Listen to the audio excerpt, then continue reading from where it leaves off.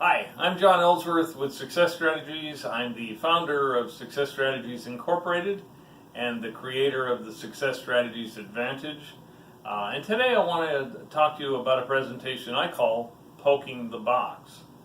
So that's kind of an unusual title, I know, but it's based upon a book I recently read by Seth Godin.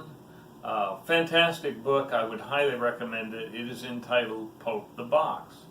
And I'm not going to tell you how he came up with the title of that because I want you to read the book and check it out and you'll get the story behind that. But it's really a neat story that he talks about. But what he really talks about in this entire book is initiating change and how we all need to initiate change. And I've utilized some of the ideas even in my own business at Success Strategies to create some new efficiencies, get rid of some redundancies, and just overall boost our profitability somewhat. And I appreciated his thinking, and if nothing else, it's a relatively short book. I've read it twice, and you can read it in a matter of 2 or 3 hours. It's just a really, I think it's well written and well thought out, and I'd highly recommend that you check it out at your local bookstore. But it talks about, in this book, he talks about initiating change. And he goes on to say that people make the erroneous conclusion that to do something, to make it worthwhile, it has to be, as he says, and I quote, the project has to have a name, a building, or some stock ticker symbol attached to it to really matter. End of quote. So I think the problem and that he's pointing out is there are changes that could be made in your business, and just as there have been in my own, that don't have to necessarily have some big name tag, building named after it, or a stock ticker symbol attached to it. They can still be really great things. And that's what he refers to when he's saying we need to poke the box. We need to check things out, try some new ideas. So in the case of your business, as it was in mine, sometimes our own people are perfectly situated to start something new. Have you asked them lately? Have you actually literally sat down, or stood up if you wish, with your own personnel and question them, are there things we could do better? Are there things we could do differently? Are there some things that we shouldn't even be doing anymore to really consider how to boost your efficiencies and basically reduce some of your costs? He goes on to say, and I quote, risk to some is a bad thing. Even though it might, end of quote, it might actually only be a temporary failure, but the key is to not let it shut you down. Along that line, he makes two, I think, very valid points. Sometimes when we see risk associated with any change, we assume that all risk is a bad thing. Well, I got to tell you, as an entrepreneur that you are, and myself as well as an entrepreneur, if we eliminated all risk, we would take all the profitability out of anything we do. And I think sometimes that's a bit of a challenge in a lot of industries.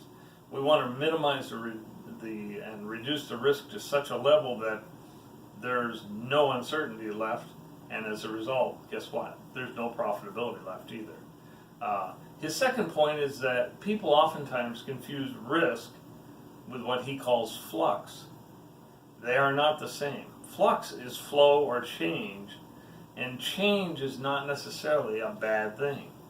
Sometimes change can be a very good thing.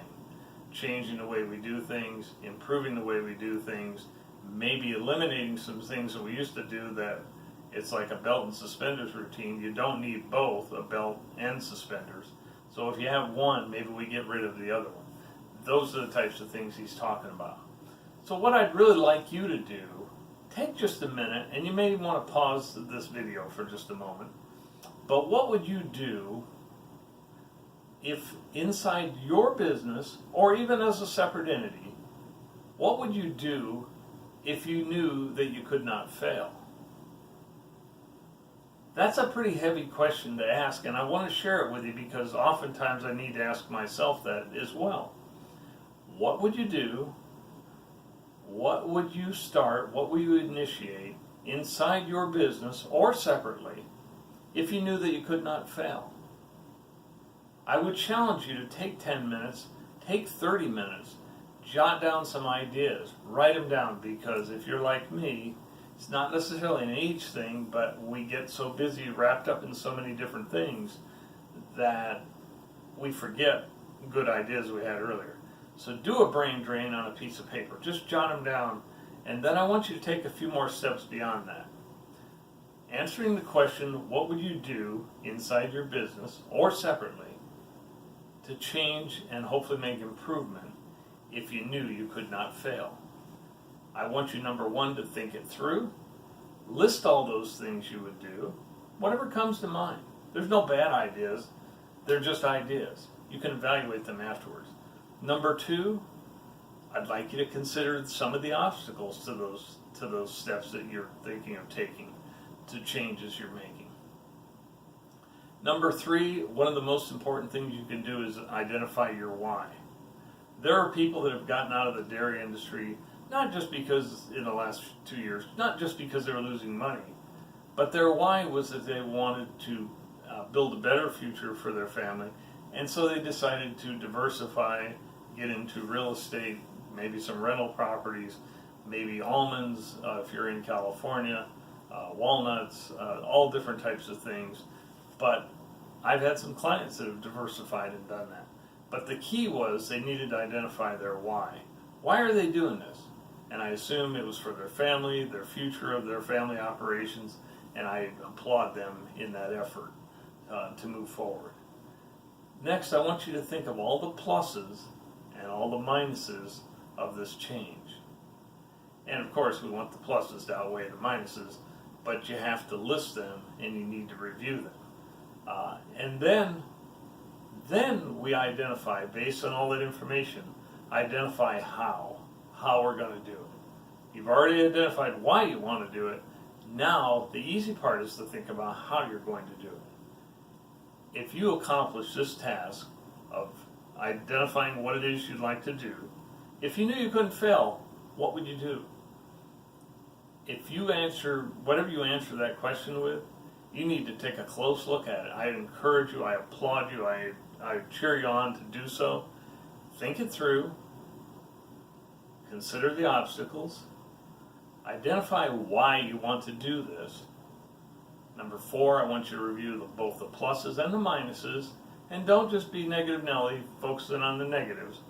Do the positives and the negatives. There are pluses and minuses to everything that you do in life. The key is to have the pluses outweigh the minuses. That's the key to success. And then identify how you would implement this plan. And you will be, if you do those 5 steps, you will be doing, as Seth Godin pointed out in his book, you will be poking the box. And I wish you the best of success with that. I will be cheering you on. Again, I'm John Ellsworth with Success Strategies. I'm the founder of Success Strategies Incorporated and the creator of the Success Strategies Advantage. And I wish you the very best of success. Thank you very much.